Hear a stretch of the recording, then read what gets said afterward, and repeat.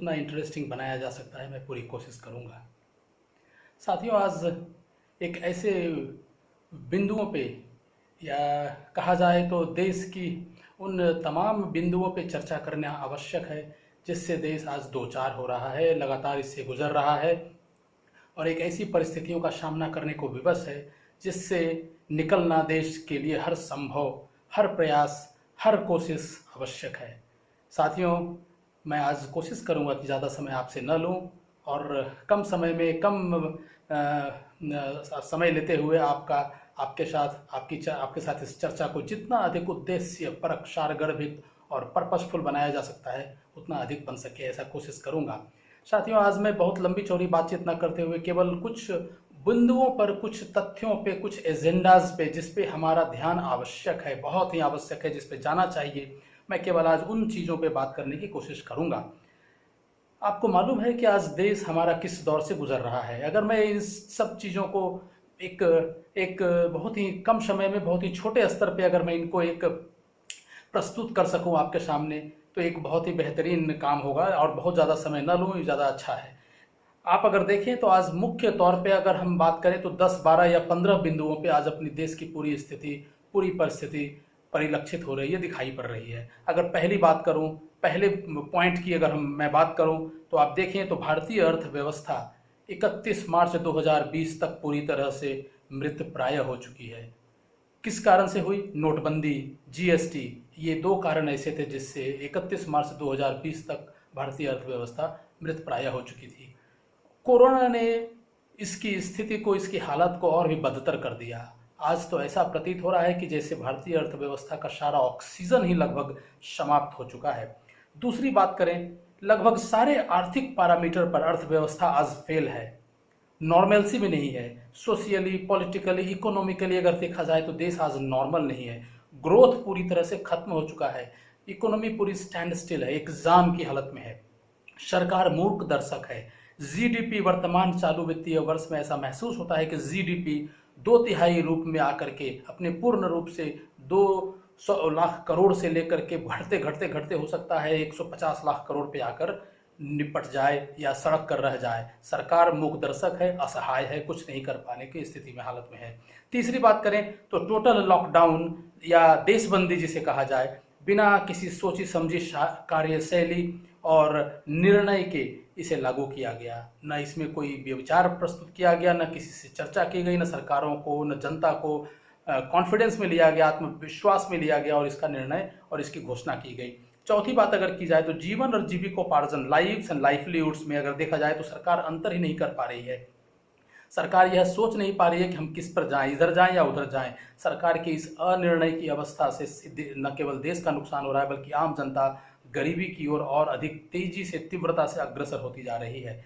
पैसे की या कमाई कहें या अपनी आमदनी बरकरार रखने के लिए सरकारों ने जो है, देश की राज्य सरकारों ने, केंद्र सरकारों ने जो है शराब की बिक्री को भी ग्रीन सिग्नल दे दिया है, चालू कर लिया है।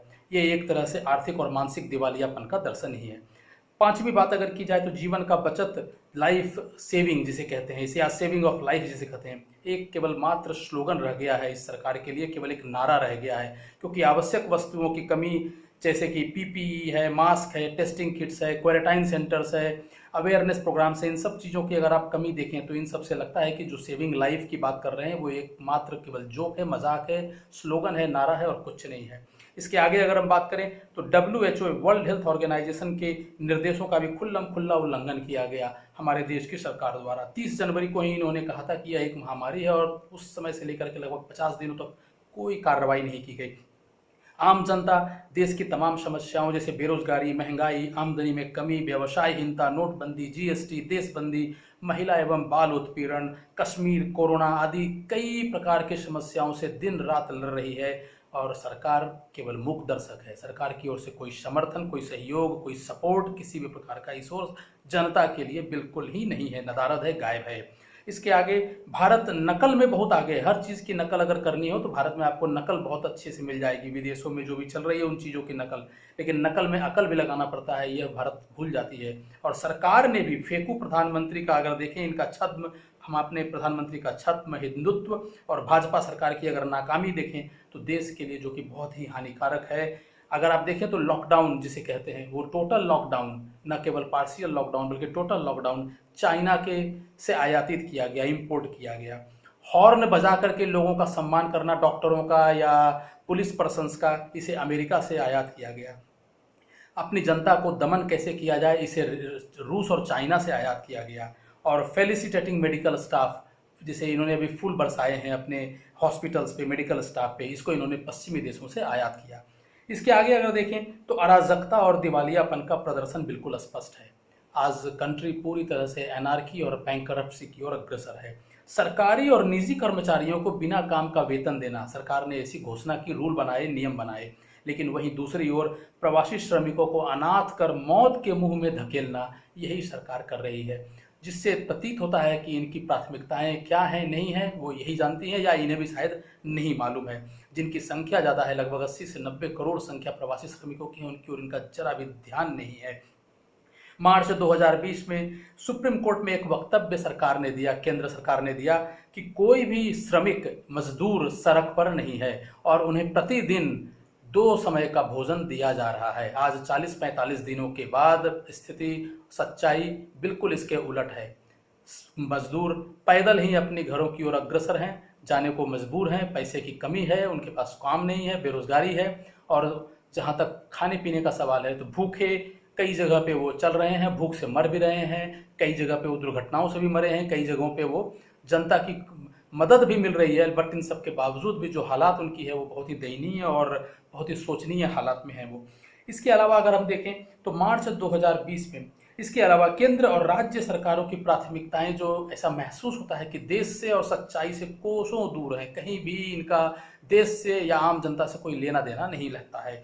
आगे देखें कोरोना की अगर हम बात करें, 23 मार्च को जब भारत सरकार ने लॉकडाउन लगाया था उसमें मात्र 562 लोग थे। आज यह संख्या लगभग 67-68 हज़ार मरीजों तक पहुंच गई है।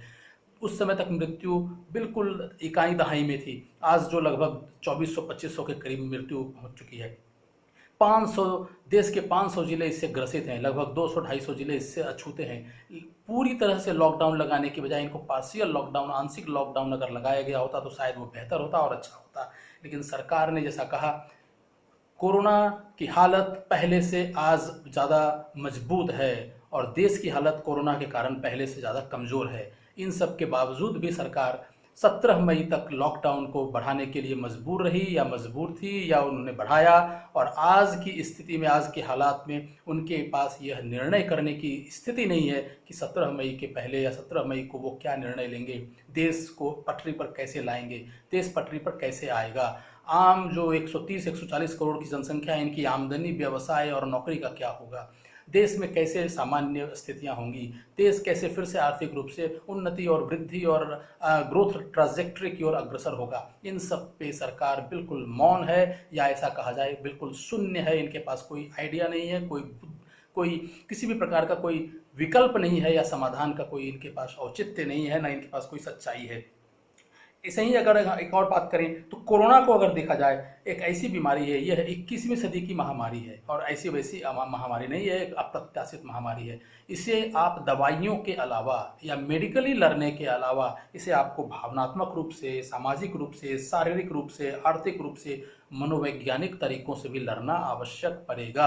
इन सब समग्र चीज़ों को शामिल जब तक आप नहीं करेंगे, सामाजिक, आर्थिक और सब चीज़ों पे, तब तक इससे लड़ना आप संभव नहीं हो पाएगा, आप सफल नहीं हो सकते। सरकारें आज की हालात अगर हम देखें हमारे देश की, चाहे वो केंद्र सरकार हो चाहे वो राज्य सरकारें हों, वो निरंकुश हो चुकी हैं। शासन एक मजाक बन चुका है, इनके लिए जनता भी एक मजाक बन चुकी है और देश भी एक मजाक के अतिरिक्त और कुछ नहीं रह गया है। और लास्ट में अगर हम बात करें तो आप अगर देखें, अगर इन सब चीज़ों के मद्देनज़र भी ऐसी व्यवस्था की जा सकती है, सटीक और व्यावहारिक उपायों से, प्रयासों से देश को अगले 3 से 6 महीनों में अधिक से अधिक 31 मार्च 2021 तक आर्थिक, सामाजिक और राजनीतिक रूप से पटरी पर लाया जा सकता है, बशर्ते आप सारी परिस्थितियों का अध्ययन कर एक ऐसे सटीक और ऐसे व्यावहारिक और ऐसे प्रभावशील उपायों को लागू करें जिनसे कि न केवल हमारा देश पटरी पर आ सके, बल्कि हमारे देश की जनता को, हमारे देश की आर्थिक और सामाजिक और राजनीतिक परिस्थितियों को भी पटरी पर लाया जा सके और पुनः हम अपने आप को एक सफल देश के रूप में, राष्ट्र के रूप में ग्रोथ ट्रांजेक्टरी की ओर अग्रसर हो सकें। साथियों, ये कुछ बिंदु थे जिस पर आज चर्चा करना मुझे आवश्यक लगा। और मैं आपको साथ साथ ये भी कहूँगा कि इन सब के अलावा, इन सबको मैंने एक छोटे से, एक बहुत ही संक्षिप्त में आपसे बातचीत करने की कोशिश की है। यदि इन सब चीज़ों के बारे में विस्तृत रूप से जानकारी आपको प्राप्त करनी हो तो आप कृपया इस अपलोड के डिस्क्रिप्शन में जा सकते हैं, जिसमें हमने काफ़ी विस्तार से इन बिंदुओं पर चर्चा की है, इन बिंदुओं के बारे में अपनी विचार अभिव्यक्त किए हैं, जारी रखे हैं। इन सब के अलावा मैं आपसे पुनः एक अनुरोध भी करूंगा कि आप हमारे अगले अपलोड के लिए ज़रूर प्रतीक्षारत रहें। अगला अपलोड का विषय होगा सावधान भारत। 1947 की तुलना में 2020 अधिक विनाशकारी है, ऐसा क्यों? मेरी सोच है, मेरा यह सोच है कि आज हम जिस मुहाने पे खड़े हैं, जिस मुकाम पे खड़े हैं, यह 1947 के मुकाम से ज़्यादा खतरनाक है, अधिक विनाशकारी है। और 2020 1947 की एक पुनरावृत्ति हो रही है, ऐसा मेरा एक सोच है। और इसलिए मैं भारत को सावधान करने की कोशिश कर रहा हूँ। लेकिन जब मैं अगले अपलोड में इस वस्तु पर चर्चा करूँगा तो मैं आपको समाधान की भी बात करूँगा, और कैसे हम इन परिस्थितियों से अपने को सफलतापूर्वक बाहर निकाल सकते हैं, इन पर भी हम बातचीत करेंगे। साथियों, एक अंतिम रिक्वेस्ट, अंतिम गुजारिश, अंतिम अनुरोध आपसे मैं करूंगा कि आप हमारे जितने भी अपलोड्स आते हैं, इन सब को न केवल आप लाइक करें, शेयर करें, सब्सक्राइब भी करें, ताकि यह अधिक से अधिक लोगों तक पहुंच सके। और मेरा जो चैनल है यूट्यूब पे, आलोक कुमार इंडिया, इसको आप ज़्यादा से ज़्यादा लोगों तक, अधिक से अधिक लोगों तक आप प्रचारित भी कर सकें। पुनः इन्हीं अनुरोध के साथ, इस अनुरोध के साथ मैं आज की इस चर्चा को विराम देता हूँ। आप सबको पुनः नमस्कार। भविष्य बहुत ही उज्जवल हो।